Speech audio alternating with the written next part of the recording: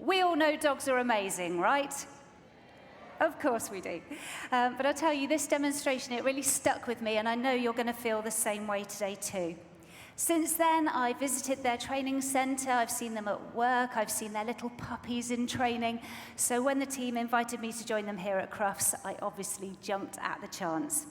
You're going to see just how incredible these dogs are over the next 30 minutes. So first, please take a look at the screens for a little teaser while the team sets up.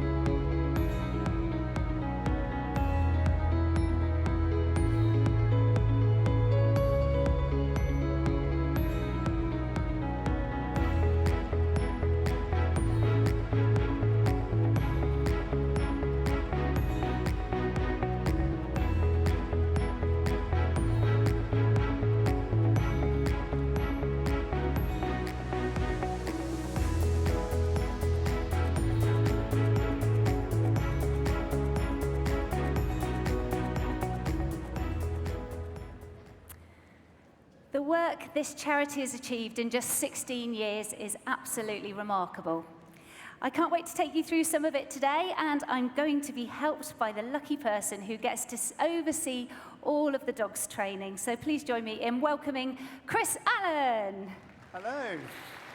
Hi, Chris. Hiya, how are you? Yeah, good. Very excited to be here. Yes. So, can you give us a brief overview of what this training looks like? Sure. So you're going to see some puppies in a minute. They came to us at 8 weeks of age, and they've been living with one of our amazing volunteers who take them out and about, they socialise them, they get them used to traffic and all those sights and sounds that they're going to be seeing and hearing when they're out working, either as a medical alert assistance dog or potentially having to work around as a biodetection dog. We've got some trainers here with some equipment, but there's one thing missing, I think. I can't see any four-legged friends with them. Well, I know I'm itching to meet some of these young dogs. Would you like to meet some of the young dogs in training? These are the young ones. Shall we bring them in? Okay, let's call the puppies in, I think. So we've got Dasher, the poodle, coming in. We've got Raven and Impy over there. Impy's having a wonderful time. There he is, back of the hands. These are all young puppies with their volunteers. The lifesavers of the future we've got here. Definitely, so definitely. This is Dasher. This is Dasher, just over 12 months, standard poodle. Okay. So during socialising, we start to get them to use their nose, and they have to use their nose slightly different ways depending on what role they may go and do for the charity. So Dasher over here is working on some scent bricks, and we've got some training odour hidden in one of those little holes, and Dasher's really got to sniff low, sniff high. And when she gets there, she'll just give a quick freeze, and Caitlin will mark that with a clicker, and then she'll get a toy or she'll get a treat. So you just want her using her nose. When she gets there, she'll freeze. It's really quite hard. Just think. There we are. Got it. Lovely. So she froze, and we marked that. She's very young. This is the early stages of a dog learning to either be a biodetection dog or a passive search dog. Yeah, all part of their life-saving journey. Yes. And we've got lots of different equipment here. So this is teaching the puppies to use their noses in different ways. Definitely, definitely. So we've got bricks over here. Over here we've got Katie with Impy. So we've got some pots here. Now in one of those pots, again, is Impy's training odour. You've got to have a good sniff. Yep, lovely indication there. So we're going to move it around again. So you've got sniffing high-low over there. You've got sniffing on the ground, giving a good search. Again, very young puppy. Wow, what's all these people doing here? Straight away. There it is, there it is. And we'll move it just one more time. So this looks like a lot of fun. Does it feel like work for them? It is fun. You can see the tail's wagging. Yeah. They're very excited. So I've got to give a good sniff. Oh, there it is. There's the training odour. Well Again, done, marked very, very nice. And then over here, this is Raven, I think, isn't it? Who I met at the centre. She's grown a lot since then. She has. She's the baby of the team. She's just over 6 months of age. Oh. So we've got Megan here with Raven, who's teaching them to do some body searches. So far we've seen the dogs work away from the handler on the scent bricks or on the pots. Yeah. Here we want Raven to sniff the person. And this is how a medical alert assistance dog starts to use their nose. They've got to sniff the person's body to see when that odour changes. So what we've got here, we've got a toy, and Megan's just hiding it on her. And when Raven gets into that place, he sniffs and finds it, she'll then have a bit of a game. It could be a treat as well. Do you think I could have a go? I think so. I think so. Let's give it a go. Is it right to have that little thing? Yeah. Right, Raven, no peeking. May I have that little thing? Right, no That's peeking. it. So if you sit on the floor, we're going to hide it. Right, where is it? Megan's going to bring Raven over. She's going to have a good sniff. Find it. She's really got a sniff. Oh, she got it! Round of applause for Very Raven. good. So you can Bless really see her. the Very potential quick. of these puppies even at just a very young age. Yep, definitely. They've got to learn to use their nose. There's no point looking for things. They've got to use their nose. And these 3 different exercises really brings that out. It encourages them to use their nose and not their eyes, because they can't see the thing they're sniffing for. The only thing that's going to find it is that nose. That incredible nose. Well, it's lovely to see these young dogs in training. Thank you, Chris. We'll talk to you again a little bit more. But for now, everybody, please show your appreciation for Chris, our lovely trainers, and of course, the stars of the show as well. Now, I'm delighted to introduce you next to the wonderful lady who started all of this incredible work. It's Dr. Claire Guest. Hello, Claire. Hi, nice to see Hello, you. lovely to see you.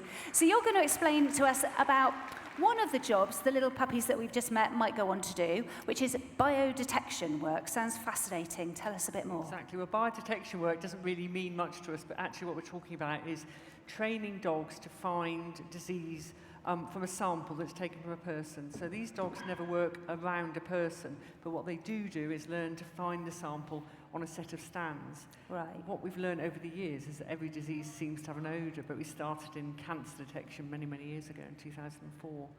So I think the first dog today is actually looking for a bacteria. So we're looking for Pseudomonas bacteria, which is a bacteria that's very dangerous for people with cystic fibrosis. And I think it's in position 3. 3. So we've got 4 stands. It's in number 3. And who have we got here? We've got Prue. This is Prue, and she goes along Right. each stand in turn, and every stand has a disease. She's telling us it's in position 3. Do you just want to go and double check, just to check we haven't got it wrong? So should we go and check? Yeah. Let's have a little look, shall we? And she did So really we well. think it's not this to- one. Let's have a look. Are you right? Pseudomonas. Of course. Well done. So, not as well known a disease, but one that affects a lot of people, can be really unpleasant. Absolutely. So this is really absolutely. vital work. Absolutely. Who have we got next? Well, now we're going on to one of the diseases that sadly will affect 1 in 2 people in their lifetime. It's actually cancer. As I said, our work started in cancer detection many years ago, but now we're working on bowel cancer. And people may be surprised that today, in one position, there is a sample from somebody who sadly has cancer, but it's a urine sample.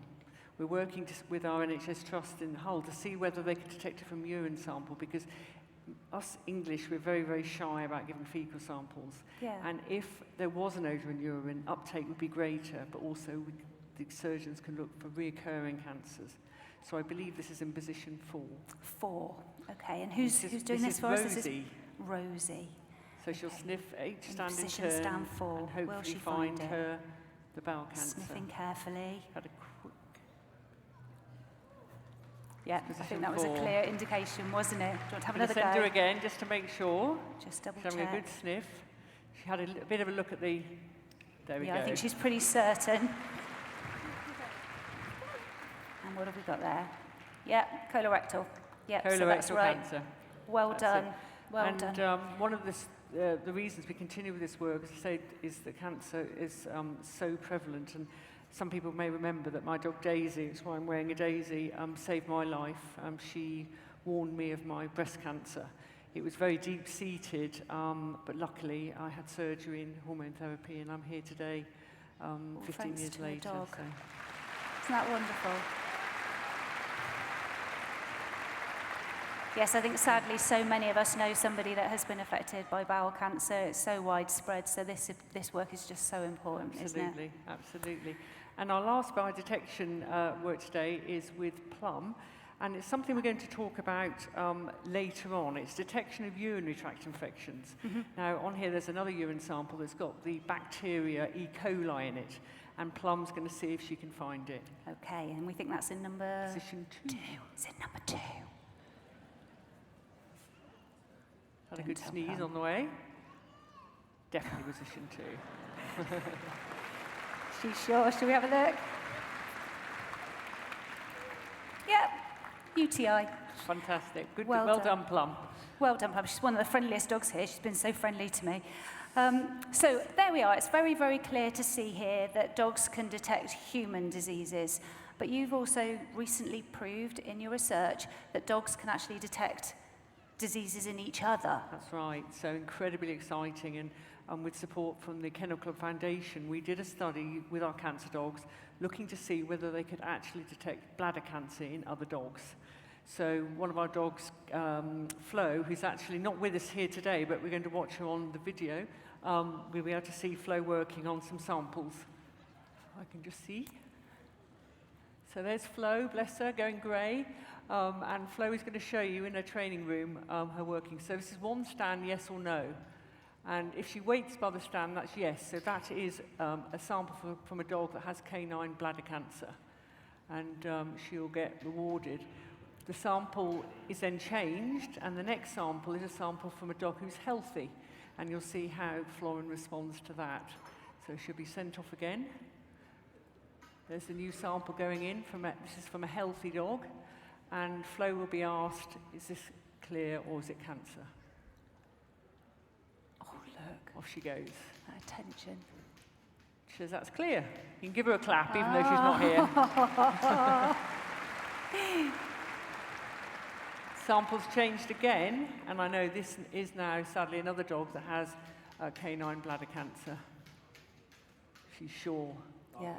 that's A little cancer. tippy-tappy as well. Yeah, yeah.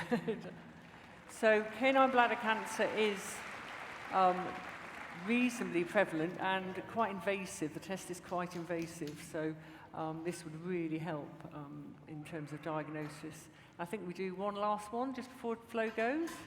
And this is another healthy dog again. This I can't say it properly. Yes-no stand is a really good way of testing samples quickly.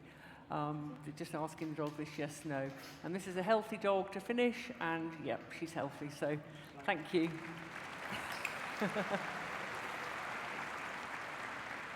So it's so clear to see, isn't it? So not only are they our best friends, they're also each other's best friends. Exactly, and we're really hoping to continue this work in the next few years. So. Well, as a room full of dog lovers, I know we're all really excited about that. Thank you so much, Thank you. Claire. Right, I'm going to head back over here now. Come and join Chris again.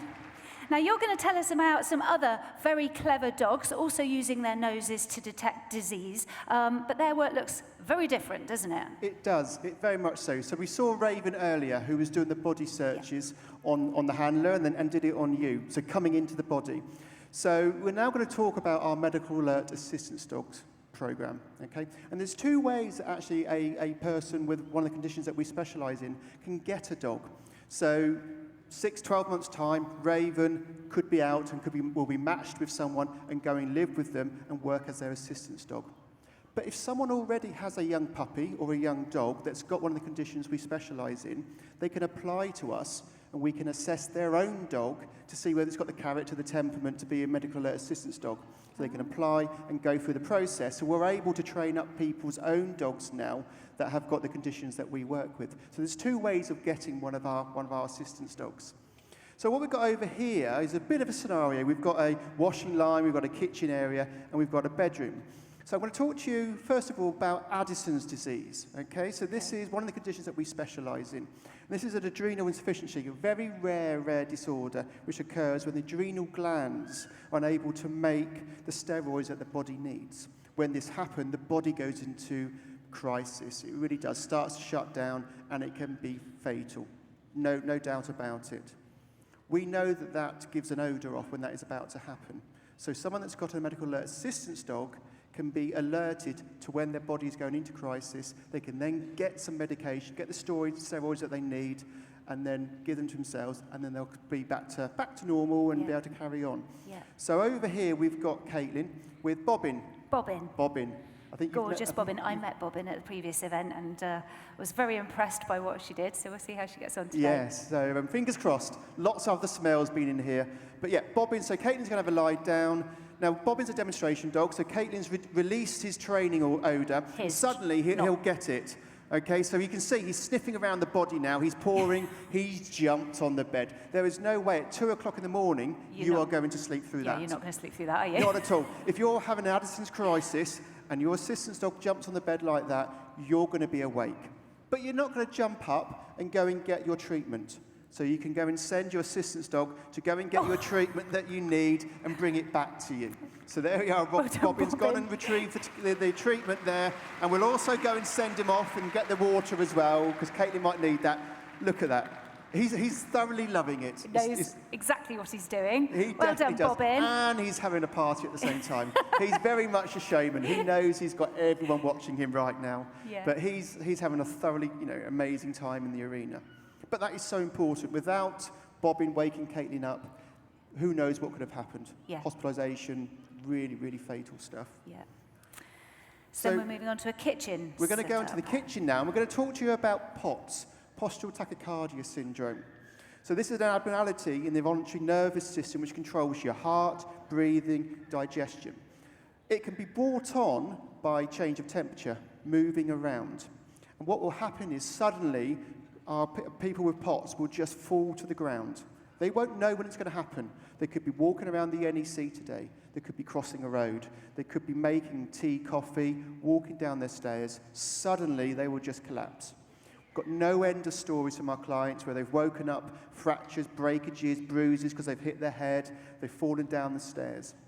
Now, our dogs can give our clients and people with POTS up to 10-minute notice that they are about to drop to the ground. Wow. There's nothing they can do, won't be able to stop it, but they will say, look, your body is changing, the odour is changing, stop what you're doing, find somewhere safe, go and lie down, because you're going to collapse, you're going to pass out, could be up to 10 minutes.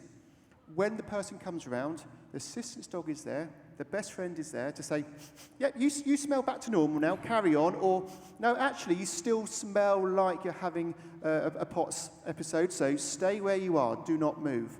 So we've got Caitlin again, just in the kitchen area now. As I said, POTS could be walking around, you could be making stuff. See, he's straight onto it. He's sniffing her ankle, he's staring at her, he's pawing her. That's not normal dog behaviour. Yeah. He knows he's got to do his best to get her attention. Caitlin's really making him work. She's not responding straight away, but you can see he's really using his nose there. He's alerted, he's pawing. So Caitlin knows, right, okay, my assistance dog has told me that I'm about to fall to the ground. I now need to move away, put the hot water down, move away from the surfaces, the cupboards, and lie down, because I'm about to collapse to the ground. And Bobbin will guard. He will there, yeah, he'll be there. Caitlin could be out for up to 10 minutes. When you come round, you've got that cheeky face, you've got that waggy tail, and he'll go, yeah, you're back to normal. Come on, Mum, let's go back in the kitchen and we can carry on making the tea, coffee, or whatever you were doing. Yeah. So, again, without the assistance dog, that could have been fatal. It could have been, it could have been a burns, it could have been head injuries. Yeah. And the same again in the garden. So, as I said earlier, it's brought on by hot and cold weather, moving around.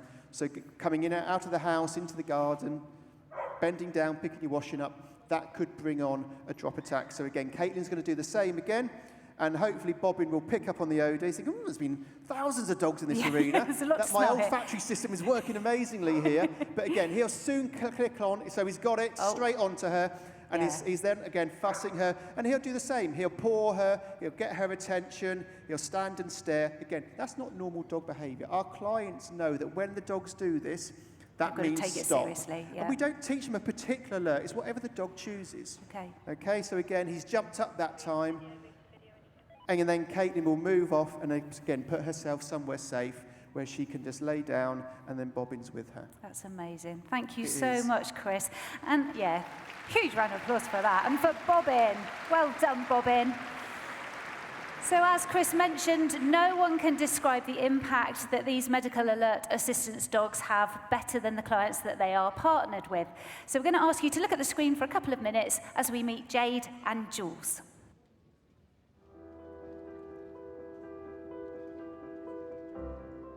My name's Jade, and Jules alerts 2 POTS, which means I lose consciousness. He gives me 2 to 5 minutes warning before an episode might happen. Before Jules, everything was very uncertain and scary. I was very isolated. I didn't leave the house. No medication was working. It was just existing, really. I just felt like every year my world was getting smaller. My dream to be a vet was what kept me going. I realised pretty quickly that this was going to be a lot harder than anybody had imagined, and incredibly unsafe as well. So I heard about medical detection dogs within the first few months of starting university. I looked at the stories of the other POTS dogs, and it just felt like it was reading my own story, really. The first time I met Jules, I remember saying to my mum at the time that I didn't believe at love on first sight until Jules came through the door. It just instantly felt special. When Jules alerts, he'd paw me and jump up at me, and I'd sit down at that time, but he has a second alert to sort of puff out his cheeks so I know to lie down, so he's able to tell the severity of the episode. To wake up to such a lovely, sweet golden face just makes everything a lot easier. Jules has completely changed my life, and I don't think anymore about having to cross roads, because I know he's just going to let me know when I need to be safe. Before Jules, if people were having a conversation with me, I was just most of the time thinking, well, if I collapse here, what am I going to hit? And being more preoccupied by how long I've been standing. So now that I've Jules, all of that is out of my head. I feel a lot happier, a lot more relaxed. He takes away all that worry. I don't think there's enough words in the world to tell him how special he is. I wish he knew how much he does, and I don't think he doesn't know how incredible he is. Yeah, he's just made everything possible again, and he's made life happy again and safe. He's just lit up my whole world.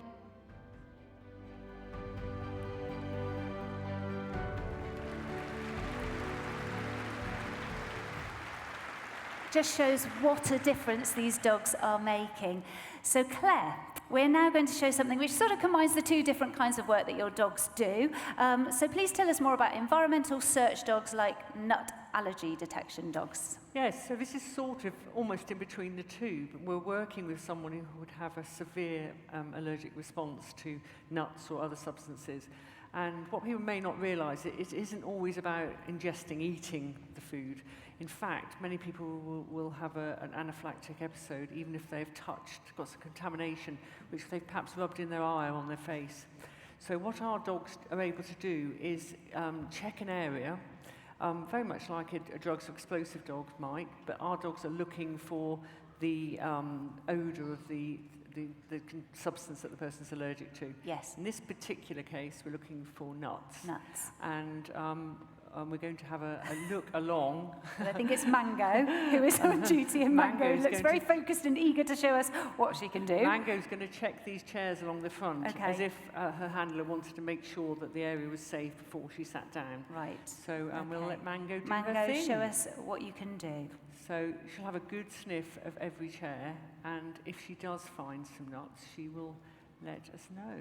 So you can see she has to have a really good look, because we are talking about trace amount. She's particularly friendly with you. Just wants to say hello.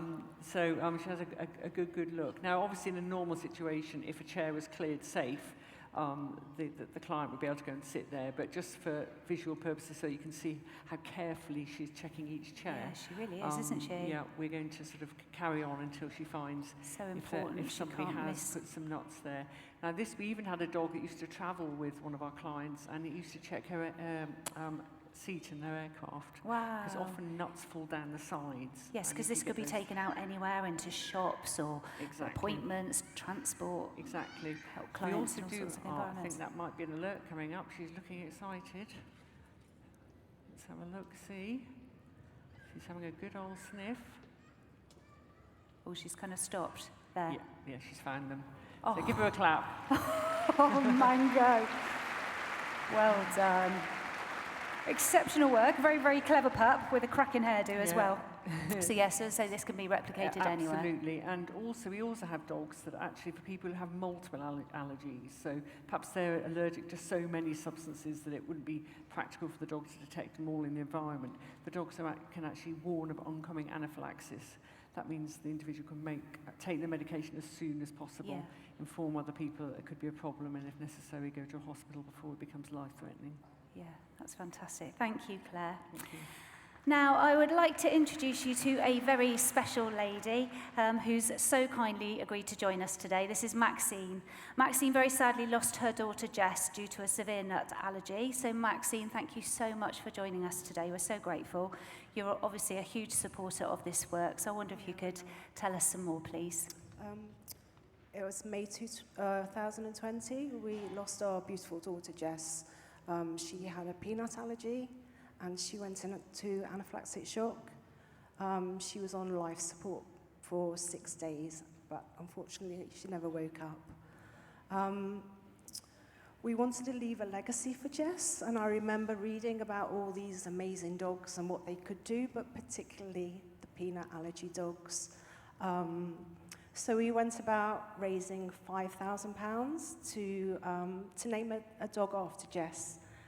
We did a wing walk, we did an auction, lots of people did marathons and walks, and before we knew it, we'd raised £60,000.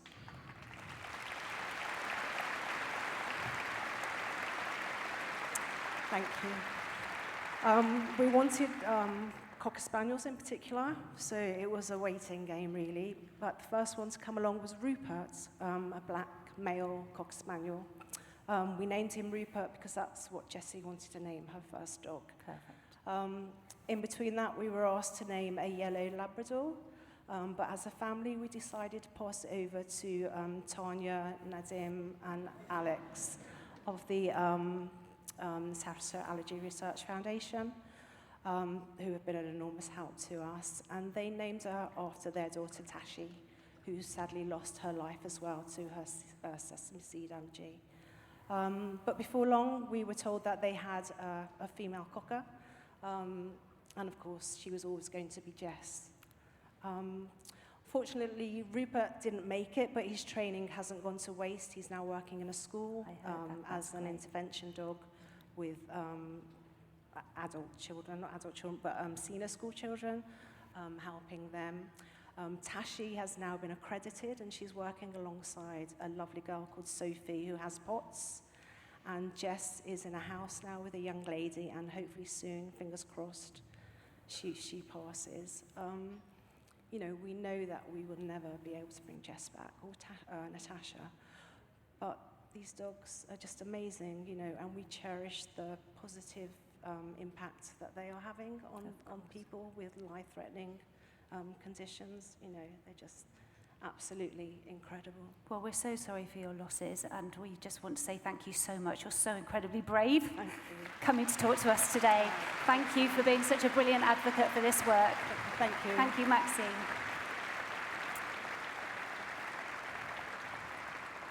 So, Claire, we're going to end with another of your current projects, I believe, that is more UTI work. We saw Plum earlier amazingly detecting that odour, but you want to take this research out into real-life, everyday situations. Absolutely. So, you know, what we know from everything we've said today and from the work we're doing is that our dogs really want to help us. They want to keep us safe. They want to keep us well. We want to be able to apply the knowledge of a dog to be able to detect E. coli to something really practical that can save and help lives. And one, we might not know, but urinary tract infections, they sound sort of innocuous, but actually for many, many people it's their first serious fall and admission to hospital. And sadly, many people actually never return to full health, particularly the elderly, people with other conditions. So what we want to do, we're going to show you today, is a dog looking for somebody with a UTI infection. Now, of course, we haven't been so mean to bring somebody who was unwell today, but they actually had the odour of E. coli planted on them in a urine sample. It's a dried urine sample, so it's not too unpleasant. Yeah. Okay. But this is how it would work. So the dogs would come in, So we've got a setup here as if it's a absolutely. And waiting area. this could be a care home environment. It could be a club where people might have Parkinson's disease. And the dog will go around and just check everybody in turn. Now, what we've already learned is that when we come to environments like this, we have to take a stooge dog or a dog that can be patted as well. Because, of course, everybody wants to say hello to the dog. And Guy's job is actually to find the odour. So we bring another dog in that can say hello and be patted. As you'll say, just like the peanut dog, the dog will work very, very, very carefully. And then, an indication, that's our plant. Can you give him a clap? So it's kind of subtle, but it's also very obvious. You know. Absolutely, absolutely. And he's going to come around and have another sniff, I think, just to show that wasn't a fluke. He's going to sniff everybody. So, yeah, you can see the dog's really focused on his job, which is why we had to get another dog in so everybody else can say hello to the other dog. So the other dog is just there to say hello. And, of course, everybody not only gets the benefit of a dog screening and knowing that they might start a urinary tract infection, but they've also got the benefit of saying hello to a dog. Yes. And one thing I must make really clear is in all our work, it isn't that the dog becomes the doctor. The dog isn't in place of the doctor. What they do is help the medics pinpoint somebody perhaps before they become very unwell, and this is exactly the same case, so they'd be able to check somebody out. So there's another strong alert. So it can just help keep an eye on somebody, maybe some early diagnosis. Absolutely. It's really, I mean, all the work we do is about the dogs helping the medics pinpoint disease early in the process, and of course keeping our wonderful clients safe.